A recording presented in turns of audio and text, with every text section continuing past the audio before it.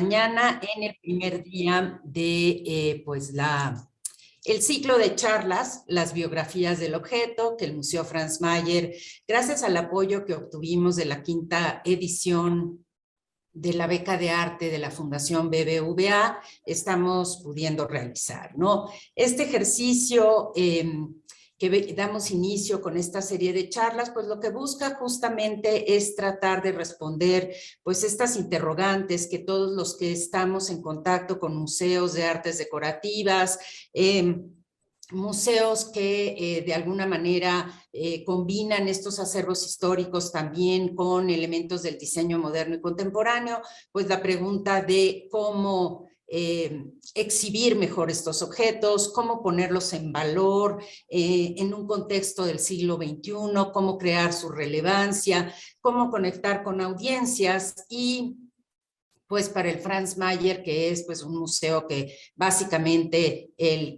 la riqueza de su colección está basada pues en este tipo de objetos, en las artes decorativas, pues es fundamental avanzar en esta discusión. Así es que por el día de hoy y el día de mañana tendremos la oportunidad de a través de 7 miradas de expertos y expertas de distintas disciplinas, pues poder involucrarnos en estas preguntas, en estos cuestionamientos, en estas nuevas fórmulas mediante las cuales podríamos acercar a nuestros públicos y a nuestras audiencias a el corazón de nuestras colecciones. Así es que espero que nos puedan acompañar el resto de las charlas. Y me da muchísimo gusto darle la bienvenida esta mañana a Jorge Rivas. Jorge, bienvenido.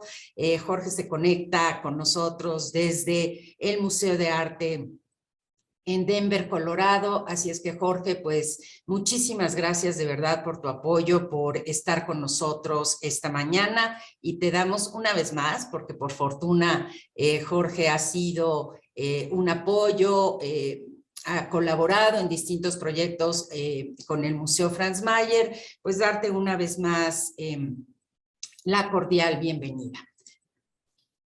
Quisiera brevemente, y antes de darle la palabra a Jorge, pues hacer una sucinta presentación de lo que es, por supuesto, pues una larga e importante carrera. Jorge actualmente es curador de la colección Frederick y Jan Mayer en el Museo de Arte de Denver y jefe del Departamento de Arte Latinoamericano en el Denver Art Museum. Ha sido curador de la colección virreinal de Patricia Phelps de Cisneros y es historiador del arte, arquitecto y diseñador industrial. Él estudió arquitectura en la Universidad Central de Venezuela, una especialidad en diseño industrial en la Universidad de Estudios de Florencia y la maestría y doctorado en Historia del Arte en el Bard Graduate Center de Nueva York. Por supuesto, Jorge pues ha escrito numerosos artículos sobre la materia y curado importantes exposiciones, tanto sobre arte virreinal como de diseño latinoamericano del siglo XX. Así es que, pues, qué mejor que tenerte para dar inicio a estas charlas. El día de hoy, Jorge nos va a hablar sobre el proyecto de reconfiguración de las salas de arte virreinal con el título Exhibir arte virreinal en el siglo XXI, la experiencia en el Museo de Arte de Denver. Así es que sin más, Jorge, te dejo en el uso de la palabra. Muchísimas gracias, Alejandra. Quiero sinceramente agradecerte y a ti y a tu equipo, a Nuria, que se está ocupando de preparar esto para que salga todo muy bien. Y sin tomar más tiempo, como sabes, es un placer para mí colaborar con el Museo Franz Mayer. Desde hace muchos años he estado involucrado en distintas actividades del museo y siempre que voy a la Ciudad de México hago mi parada obligada en el Museo Franz Mayer. Probablemente pocos de ustedes saben que la colección de arte virreinal del Museo de Arte de Denver es la más importante de los Estados Unidos y una de las más importantes del mundo. Por una serie de, vamos a decir, de coincidencias históricas, el Museo de Arte de Denver empezó a coleccionar arte virreinal desde muy temprano, mucho antes que otros museos. Eso hizo que ya desde la década de 1960 se empezasen a adquirir piezas importantes. La colección tiene un origen un poco más antiguo. Todo empieza en una donación de 1936 de un grupo de santos y pequeños retablos del suroeste de los Estados Unidos por Anne Evans, una de las primeras benefactoras del museo. En los años, en la década de 1940 y 1950, el museo hizo unas pequeñas adquisiciones, pero no fue sino hasta la década de 1960 cuando el primer curador del departamento, Robert Stroessner, empezó a coleccionar como muy metódicamente arte virreinal latinoamericano. Con el paso del tiempo, la colección se fue expandiendo. Distintos benefactores del museo contribuyeron con fondos, más notablemente Frederick Jan Mayer, quienes hicieron el fideicomiso que permite funcionar a este departamento dentro del museo. Yo soy el tercer curador de la colección. Hemos sido solo 3. Stroessner, después estuvo Donna Pierce, a quien probablemente muchos de ustedes conocen, y yo la relevé hace 6 años, cuando ella se retiró. La colección del museo había sido organizada en una forma permanente en la década de 1980 y eran unas galerías muy tradicionales. Había como una pequeña área de entrada, de introducción, y después estaba organizada por geografía. Había una sección dedicada a la Nueva España, una sección dedicada al Virreinato del Perú, después había una pequeña galería dedicada a platería y objetos y otra galería dedicada al arte del suroeste de los Estados Unidos. Cuando nos enfrentamos a la tarea de decidir qué vamos a hacer, yo decidí que tenía que hacer una aproximación temática y no una aproximación geográfica.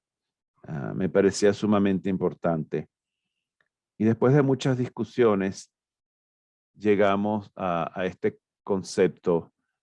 Es un poco difícil de entender en esta imagen, pero voy a tratar un poco con el mouse de explicar el sentido de orientación. No sé si logran ver mi flecha. Esta es la zona donde se entra desde los ascensores, donde se está moviendo no sé si se ve mi cursor en la pantalla. Creo que Y no. sí se ve, Jorge. ¿Sí se No ve? te preocupes, sí, Ok. sí se ve. Se viene por este pedazo desde los ascensores y el área dedicada a la colección es básicamente como este gran cuadrado. En el piso hay otra colección que tiene más o menos el mismo tamaño que está hacia atrás. Y esta pequeña área donde ven aquí con un triángulo es una galería nueva que se creó para arte moderno y contemporáneo que conecta el prehispánico con lo que yo llamo la colección histórica latinoamericana, que es todo lo demás. La idea de organizar la exposición temática se fundamenta en que primero hay un número muy grande de objetos. Y después hay unas regiones que están muy bien representadas, como México, la Nueva España y el Perú, y hay otras regiones donde tenemos mucho menos material. Además de eso, para el público hoy resulta sumamente difícil entrar al arte virreinal, al público de los Estados Unidos, sin un contexto apropiado. Y la función principal de organizar la exposición temáticamente es justamente proveer de un contexto histórico que permita leer la colección de un modo distinto. El concepto principal de las galerías es la idea de una pequeña ciudad, de una serie de espacios de distinta escala, desde unos más grandes, más públicos, hasta unos espacios más íntimos. Y la aproximación temática contempla una sección grande dedicada a la iglesia, que es el principal patrón de las artes, a los espacios domésticos, y después hay un espacio dedicado a las artes del siglo XIX. O sea, si procedemos a entrar por esta parte, llegamos a lo que yo llamo las calles, que son básicamente 3 galerías en forma de C que conectan a los distintos espacios. Las calles enmarcan la plaza, que es el espacio central, que es un poco el símbolo de la fusión de las culturas. Está la influencia indígena, la influencia del comercio con Asia, y también está algo de la tradición afrohispánica.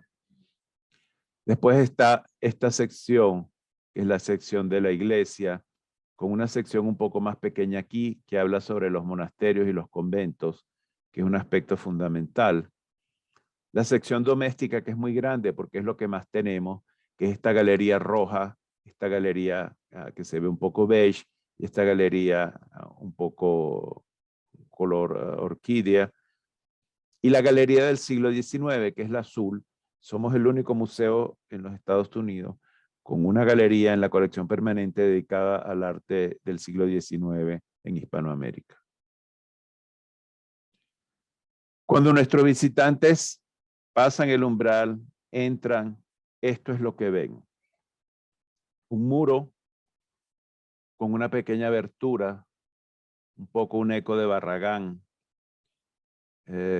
Seleccioné colores que fueran inspirados en los colores reales de los lugares que busca evocar la exposición. Este color, un gris muy oscuro, recuerda un poco el color de la piedra de muchas fachadas en muchos edificios en la Ciudad de México o en Cusco. Y para centrar a nuestro público, nuestro panel de introducción, pueden ver que hay un gran mapa que muestra las rutas marítimas y habla un poco de esa circulación que ocurre en este momento de encuentro. La primera obra que ven es una pintura cusqueña con la Inmaculada Concepción y un donante indígena a sus pies. Debo aclarar que esta primera pintura es temporal, porque en esta parte vamos a tener a los Reyes Incas, que es un grupo de piezas muy importantes que tenemos en la colección, que me parece que representa mejor ese momento de contacto. Pero está en otra exposición que tenemos en el primer piso del edificio y no pudimos usarla. A medida que uno avanza, entra dentro de la plaza. ¿Qué habla esta plaza? Esta es la sección de la mezcla y transformación de ese mundo híbrido que aparece el siglo XVI. Y está lleno de objetos que hablan del intercambio cultural y de la mezcla. Un butaque de Campeche que tenemos a la izquierda, una muy reciente adquisición. Un butaque algo más tardío de Venezuela, una versión mucho más sofisticada estilísticamente. Se aleja más del prototipo original del asiento prehispánico. Y una serie de pequeños objetos que están a la derecha, son muy difíciles de ver en esta diapositiva. Una pequeña cruz de esmeralda, donde las esmeraldas son prehispánicas y el oro la montura es virreinal, y una serie de queros, y esta es una pintura de plumas, un emplumado que tenemos uno de los 3 que tenemos en la colección. Cuando giramos, encontramos esta sección que conecta con la anterior, con esa pintura del caballo, porque los caballos jugaron un papel fundamental dentro del el proceso de colonización, de conquista y colonización. Y hay toda una cultura alrededor de los artefactos que conectan con los caballos. Y al fondo se puede ver un ángulo donde habla de las misiones y la evangelización, que también son parte de ese momento muy importante de la conquista. Como pueden ver, esa escultura muy extraña que no tiene paralelos en la cultura virreinal mexicana, pero es una pieza del suroeste de los Estados Unidos que deriva directamente de la tradición hispánica. Es una figura de la muerte que se usaba en las procesiones de las cofradías de las hermandades en Nuevo México, y la llaman la Sebastiana. Es una representación alegórica de la muerte, que es una figura muy popular dentro de la cultura de Colorado y de Nuevo México.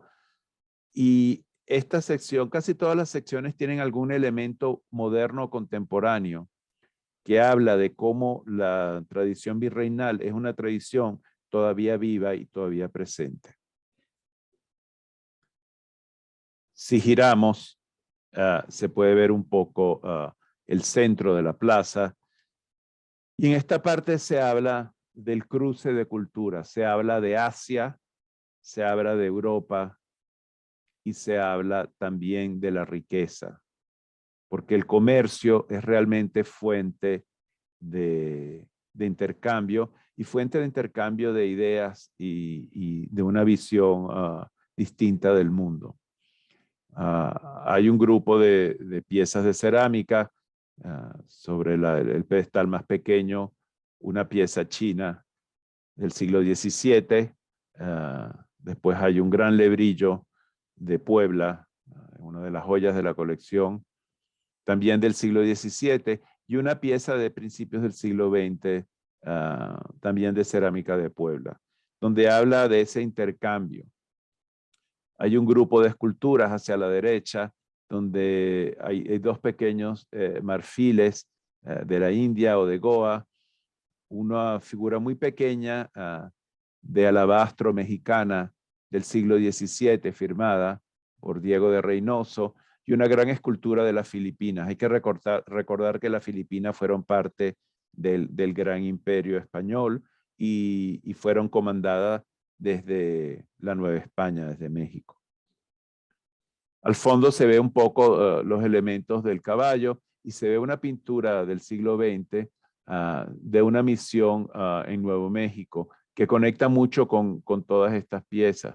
Este grupo de escultórico de Adán y Eva, de George López, también habla de esa tradición que continúa. Es un grupo de aproximadamente 1940-1950. Es interesante que hay otra pieza del mismo autor y muy parecida a esta, que en este momento está exhibida en el Museo de Arte Moderno de Nueva York. Aquí vemos este ángulo de las misiones, donde se puede apreciar mejor la escultura de la Sebastiana de la muerte, una representación que se sacaba en las procesiones como las que están en la derecha, junto con una cruz atrial, probablemente del siglo XVII, que está en una colección privada en Denver y que gentilmente la han cedido en préstamo a largo plazo. Después, en lo que yo llamo las calles, tengo dos secciones. Esta primera sección habla del arte de la pintura. Y la idea de esta galería en L es un poco que es una galería que se puede cambiar muy fácilmente, no hay objetos, solamente hay pinturas. En este ángulo pueden ver las tres grandes influencias de la pintura europea que nutren a la pintura del Nuevo Mundo. En el fondo está el famoso Sebastián López de Arteaga, nuestro arcángel. Después está una pequeña pintura que se ve muy poco de Mateo Pérez de Alessio en el Perú, un italiano que trabaja en Perú. Y después tenemos a Diego de Borgraf, un pintor flamenco que trabaja en la Ciudad de México con la Santa Catalina de Alejandría. Y en la derecha hay tres pequeñas pinturas, dos que vienen de los Andes, una de autor anónimo de pintura cusqueña, un San José de Melchón Pérez de Holguín, que hablan de la herencia de hibridación con los indígenas, y la Inmaculada Concepción a la derecha es de un pintor de descendencia africana, Juan José Landaeta, de Venezuela. Como ven, se discute cómo se origina la pintura y los resultados. En la otra parte de la L se habla más de la ciudad y de su gente. Y ha sido una excusa para colgar parte de la colección de castas y retratos que tenemos en la colección. En el fondo hay un taller de un zapatero, es una pintura novohispana del siglo XVIII, y después pueden ver hacia la derecha algunas de las castas y un retrato de indígenas. Del otro lado hay niños, el retrato de un niño muerto, el retrato de un joven que se recibe, y una pintura de Siqueiros en préstamo que habla de esa conexión con el mundo contemporáneo. La vamos a ver más adelante en otra de las imágenes. Aquí pueden ver estos diálogos que yo me he empeñado mucho en hacer. Es explicar cómo la tradición virreinal es una tradición que siguió viva en el siglo XX. Y qué mejor ejemplo de estos retratos de estos dos jóvenes, uno del siglo XVIII y la otra, la señorita Martita Dorrego, del siglo XX. La sección quizás de las más importantes por la calidad de arte que hay es la sección de la iglesia. Es bastante difícil mostrarla completa por la arquitectura, pero como pueden ver tenemos un poco de todo. Sobre todo tenemos este altar, este pequeño altar mexicano, probablemente de principios del siglo XVIII, con una imagen de la Virgen de Loreto, que no es original del altar, pero que combina muy bien. Y yo decidí crear este momento que hace pensar cuando uno entra a una iglesia. Incluso hay música sacra seleccionada por un grupo de estudiosos y fue grabada en Colorado con una orquesta de cámara. En la colección, por supuesto, hay enormes pinturas religiosas. Tenemos Cristo importantísimo de Ibarra, el otro a su lado de Melchor Pérez de Holguín, una gran cantidad de platería que se contextualiza en el contexto de la iglesia. Como pueden ver, en la parte superior hay estas mallas o placas reflectantes que eran del convento de Santa Clara de Colombia, los candelabros mexicanos, también el incensario. La otra pieza es sudamericana. Al fondo se puede ver un grupo de platería para esculturas, porque ese ángulo de la galería tiene esculturas. Y después esta sección que habla de las monjas, de los conventos, de los monasterios, del papel de las mujeres dentro de la educación. Se puede ver un poco al fondo un dechado y una pintura de la Virgen Niña hilando, después este retrato de una monja coronada, la colección de escudos de monja que tenemos en el museo, que es muy buena, y el retrato de un sacerdote que estuvo muy activo con uno de los conventos. Si volvemos a nuestra galería de retratos, a nuestra calle, como yo la llamo, que es la que conecta las diferentes galerías, pueden ver que desde la calle siempre se ven retratos, porque se trata de la gente que realmente eran los protagonistas de las distintas historias, desde los vendedores del mercado de las pinturas de casta, el aristócrata, conde de Montezuma, o la señora que nos recibe cuando vamos a entrar en los espacios domésticos. Y esto es lo primero que uno ve cuando entra en la sección de la casa. Creé una serie de viñetas con un fondo discreto que da una idea de cómo se ven los muebles y los objetos en contexto. Eso incluye, por ejemplo, este grupo alrededor de este escritorio o gabinete, donde las pinturas están ubicadas como se ubicaban en el siglo XVII. Es una cosa densa con la exageración del oro de los marcos alrededor de una pieza importante de mobiliario. En la esquina pueden ver otro grupo donde se ve la silla contra la pared, un escritorio, una alusión a un rodapié de azulejos. También hay un aparador. El momento de exhibir la platería era muy importante, exhibir la riqueza. Y se ven muebles en contexto, que es una cosa como muy importante. Aquí se ve otra vista como del mismo ángulo y hay este pequeño grupo de 3 sillas donde muestra un poco la evolución. La primera es una silla de la primera mitad del siglo XVIII. La segunda es una silla mucho más adelante del siglo XVIII. Y la tercera es una silla del siglo XX neocolonial mexicana. Y eso habla de esas tradiciones que continúan. Esta silla probablemente de los 1940, de muy buena calidad. Por mucho tiempo fue atribuida como una silla virreinal y al ver que no era, yo decidí incluirla y explicar cómo fue de importante en el siglo XX conectar con la herencia virreinal. Un bello canapé peruano recientemente restaurado del siglo XVIII y una pintura de Noriega, un pintor novohispano. Como pueden ver, los colores que fui seleccionando son unos colores bastante densos, bastante saturados, pero son como un poco apagados. Porque la idea es que el color da un contexto, pero el color realmente lo que hace es resaltar el arte. No quería un color que fuese demasiado fuerte y que destruyese la obra de arte.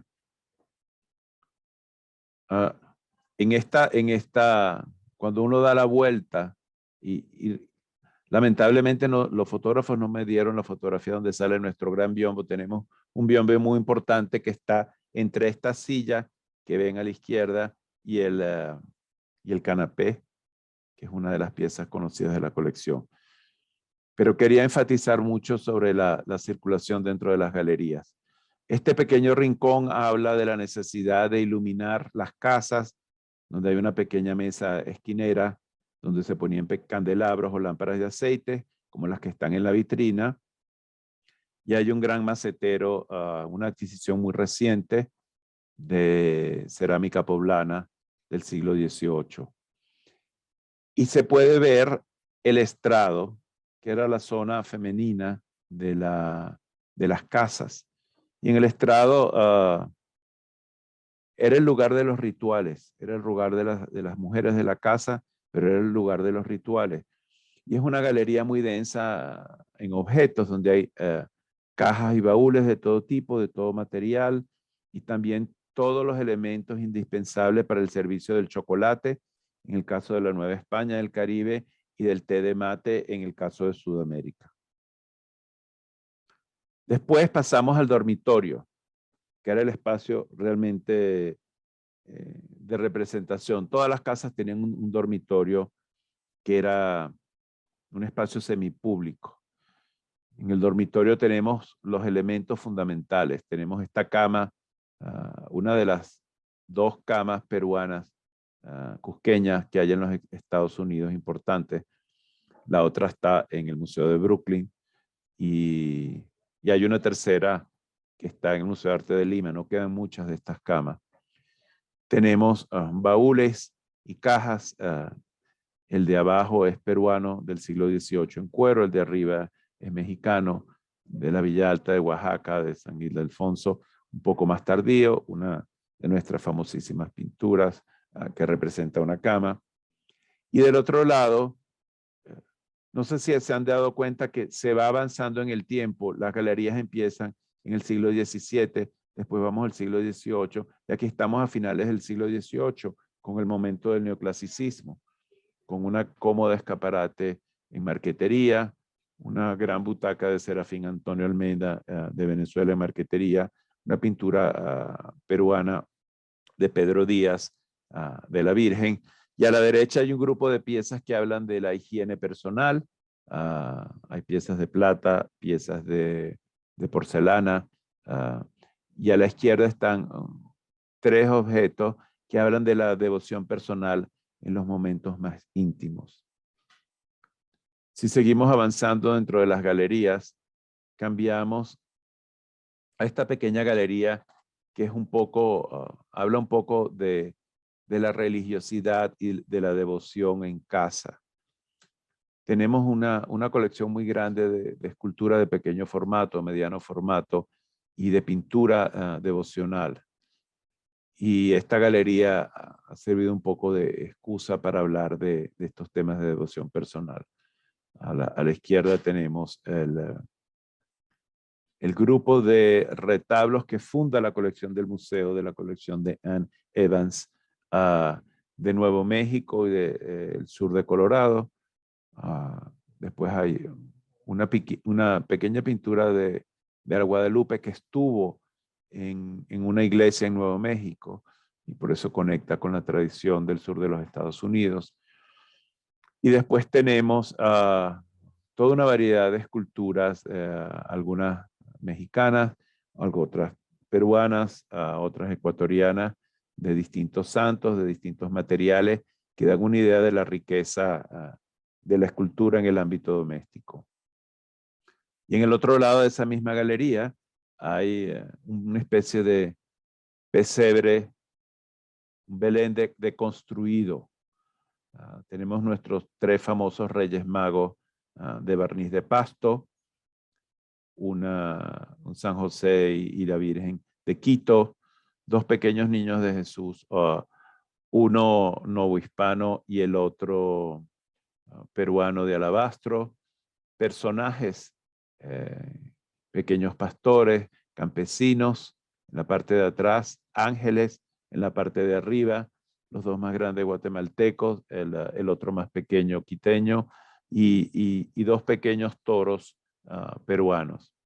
Y del otro lado, enfrentando la colección de la pintura de los retablos de Nuevo México, un grupo de pintura devocional de pequeño formato, donde hay de la escuela cusqueña, hay colombianos y hay una pequeña pintura mexicana. Como pueden ver, todas las obras en esta galería son de pequeño formato, son dedicadas al uso personal.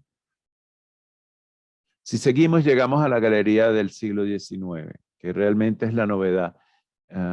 Nada de lo que se ve en esta diapositiva se había exhibido antes.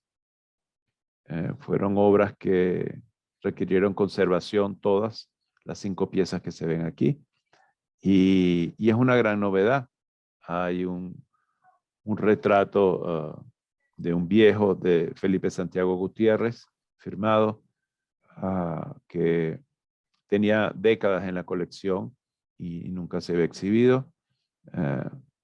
Una pequeña pintura de un niño barrendero bogotano, cuya firma era ilegible y llevó años de consulta con muchos colegas colombianos hasta que María Paula Rodríguez del Museo Nacional de Colombia logró identificar la firma. Es un pintor de fines del siglo XIX, principios del siglo XX, Fidelo González Camargo. Hablo un poco del costumbrismo en la pintura de esa época. Una gran pintura de Luis Montero, probablemente la única pieza de este peruano en los Estados Unidos. Y la otra es una pintura de unos artistas quiteños, José y Lorenzo Sevilla, activos entre Quito y Santiago de Chile. Está firmada Sevilla, no sabemos si fue el padre o el hijo, lo más probablemente es que haya sido el hijo. Y un baúl encorado de hacia 1860 peruano. Esta es otra viñeta, en este caso una viñeta del siglo XIX, porque siempre me parece que es importante estos fondos que ayudan a contextualizar, como muy discretamente, sin pretender reproducir una viñeta original, ayudan a contextualizar los objetos. En este caso, un grupo de objetos de la década de 1830, 1840, una cómoda ecuatoriana. La silla es venezolana, hecha por Joseph Whiting, un ebanista de Baltimore que vivía en Venezuela, y la pintura es argentina. Y ha sido la excusa para exhibir parte de la platería del siglo XIX que tenemos en la colección, que es una colección bastante extensa, una sopera argentina que es espectacular del siglo XIX, una botella colombiana, es difícil ver, hay un Bernegal mexicano y dos pequeñas copas bolivianas. Pero esto da una idea un poco del recorrido de las galerías. Y he querido cerrar con esta vista de la parte moderna y contemporánea, donde hay una exposición temporal del surrealismo y que conecta con la sección de lo prehispánico. En este caso, no tenemos una colección todavía de arte moderno latinoamericano. Y aparte de una sola pieza del museo que no se ve en esta imagen, una pintura grande de Roberto Mata, estas tres pinturas que se pueden ver de Leonora Carrington son de un coleccionista local y benefactor del museo, y la gran escultura de Agustín Cárdenas es de otro de nuestros cercanos colaboradores. Y esta es toda la exposición. Ahora dejo la palabra a las preguntas. Gracias, Jorge. Pues muchísimas gracias.